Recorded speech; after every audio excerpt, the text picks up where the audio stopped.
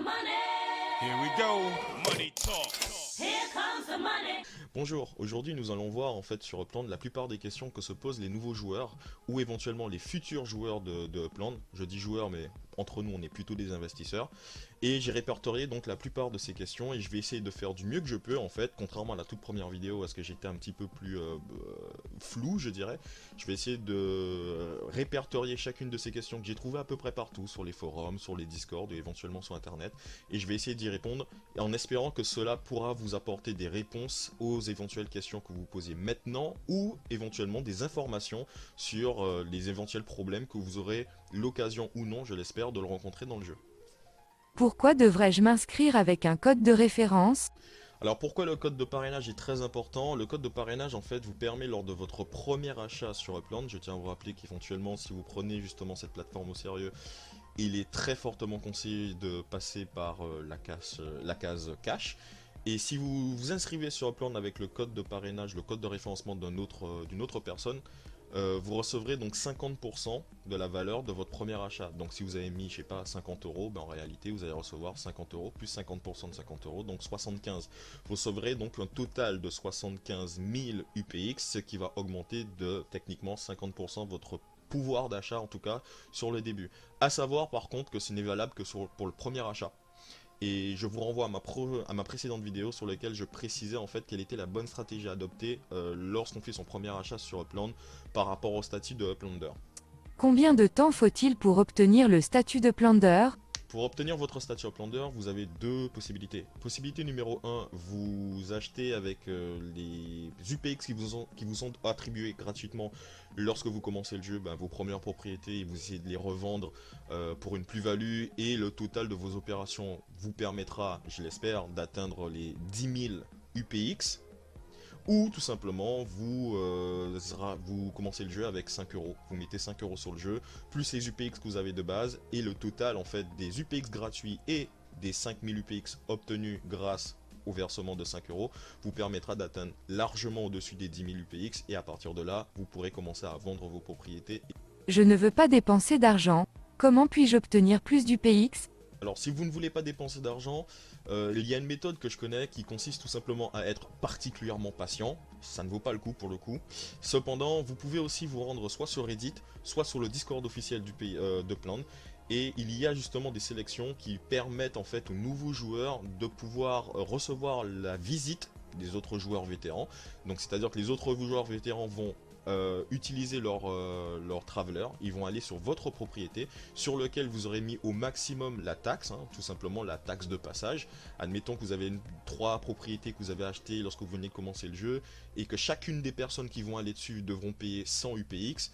À ce moment-là, en fait, c'est un moyen, grâce à l'entraide communautaire de Upland, de permettre aux nouveaux joueurs d'atteindre le statut Uplander. Mais pour cela, il faut se rendre soit sur Reddit ou éventuellement sur Discord, parce qu'il y a une communauté qui est déjà établie là-dessus et que tout le monde est en train de s'entraîner tout simplement. Dans quelle ville devrais-je commencer ? Alors, le plus simple en fait lorsqu'on commence dans Upland, il me semble que lorsque vous créez un compte, on vous propose en fait, il y a plusieurs villes, vous choisissez celle dans laquelle vous voulez aller. Chacune des villes en fait a un prix moyen au mètre carré, on va dire, en termes d'UPX. Cependant, beaucoup d'entre elles en fait sont déjà complètement congestionnées, elles sont déjà remplies, c'est-à-dire que tout le monde a déjà acheté la plupart des propriétés. Sauf que ce qui est bien sur la plateforme d'Upland, c'est qu'on vous dit directement en fait qu'il y a des villes qui sont conseillées.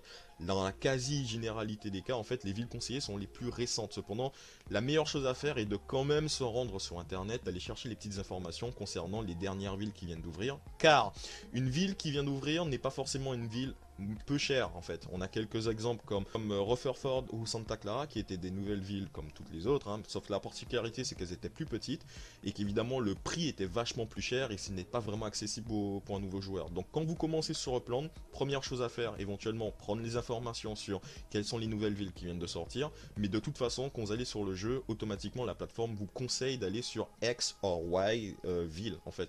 Quand j'ai commencé, la ville la moins qui était conseillée par le jeu c'était Chicago et finalement c'était la bonne ville sur laquelle il fallait que j'y aille. Comment obtenir des fiat ? Pour gagner des fiat dans Upland, je tiens d'abord à rappeler que les fiat, on peut le résumer comme étant finalement la monnaie que nous et vous, enfin que nous utilisons, comme l'euro, le dollar, le yen, etc. Donc on ne parle pas ni d'NFT, ni de crypto-monnaie, ni de coin, ni de altcoin. Donc Je tiens à rappeler que de toute façon sur Upland, vous avez donc la possibilité de vendre et d'acheter soit en UPX, ce qui est la monnaie d'Upland, ou directement en euros. Ce qui est l'objectif final de tout le monde finalement. Vendre sa petite propriété pour 300-400 euros. Pour cela, en fait, il faudra vous rendre donc sur ce site et de remplir un formulaire. Vous aurez la réponse suite à au remplissage de ce formulaire sous 2 jours, voire entre 2 et 5 jours. Et une fois que vous serez accepté dans le programme, vous aurez donc la possibilité de pouvoir vendre vos propriétés directement contre des fiat. La petite spécificité, c'est que en fonction de votre statut sur Upland, il va falloir que vous soyez propriétaire de votre bien pendant un nombre de jours bien déterminé. Alors pour le coup, lorsque vous êtes Uplander, il faut que ça soit minimum 30 jours avant de pouvoir le vendre contre des fiat. Lorsque vous avez le statut pro, c'est 14 jours. Lorsque vous avez le statut directeur, c'est 7 jours. Et quand vous avez le statut de cadre et de chef de la direction, je crois que c'est comme ça que ça s'appelle, c'est 3 jours. Donc ça veut dire que en fonction de votre statut, il faut au minimum que vous soyez propriétaire de ce bien pendant un nombre de jours déterminé avant de pouvoir le vendre contre des fiat. 5. Pour gagner des UPX sur Upland, il y a énormément de moyens différents. Certains d'entre eux se font plutôt en privé, je dirais, sur des Discord ou sur d'autres forums éventuellement de communautés qui s'organisent entre elles. Cependant, de manière générale, vous pouvez donc soit faire des chasses au trésor. Je ne conseille pas trop, en tout cas pour les débutants, mais je ferai une vidéo là-dessus qui vous explique comment en faire. Vous pouvez aussi tout simplement attendre les rendements de vos propriétés, c'est-à-dire lorsque vous obtenez une propriété et que vous touchez un loyer toutes les 3 heures, toutes les 3 heures vous collectez le loyer en fonction de la valeur de cette propriété. Et si là-dessus vous avez une maison ou construit autre chose. À savoir que votre bien va prendre une valeur d'à peu près 17,28% à l'année. C'est-à-dire que si vous avez acheté un terrain à 1000 euros, dans un an, jour pour jour, en fait, il aura automatiquement gagné en valeur sans interventions des autres joueurs de spéculation et de marché dynamique. Il aura tout simplement augmenté sa valeur de 17,28%, donc sur 1000 euros ça fait donc 170 euros.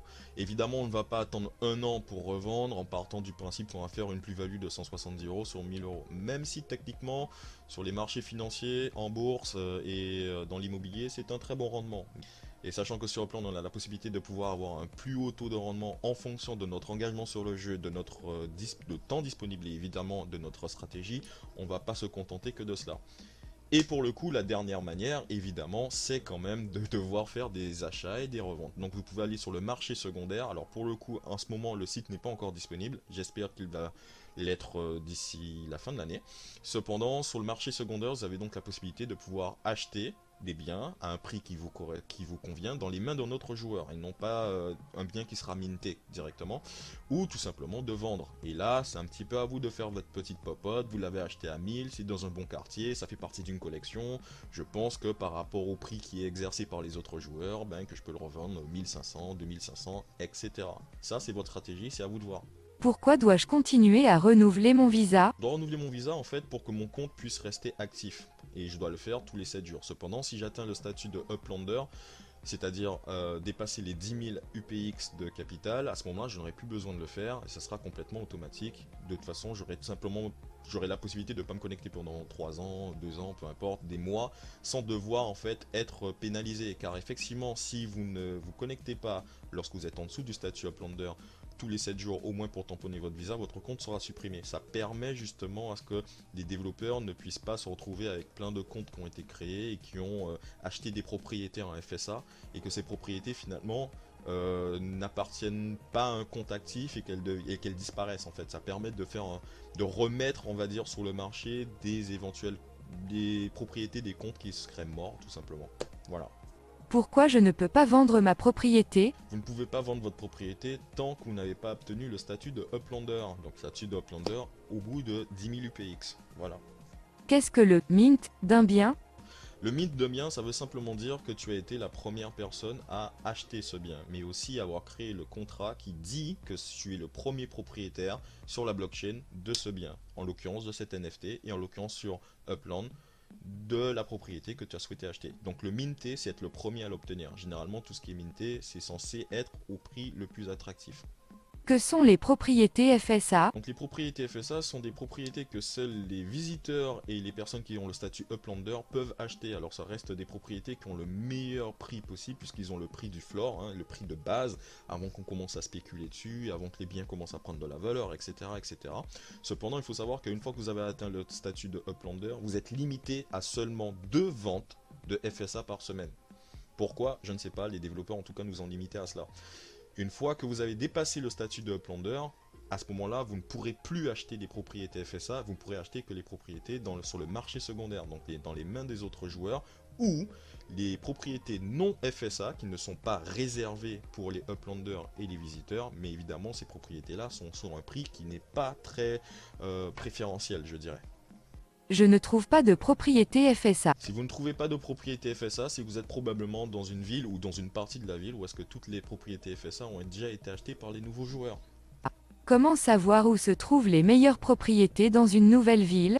Dans une nouvelle ville, généralement les meilleures propriétés sont les propriétés qui font partie d'une collection ou tout simplement ou éventuellement les propriétés qui se trouvent en centre-ville et à proximité des lacs. Ça fonctionne un petit peu comme dans la vraie vie finalement. Le centre-ville c'est demandé, sur le bord des lacs, à proximité des fleuves et en bordure de mer aussi.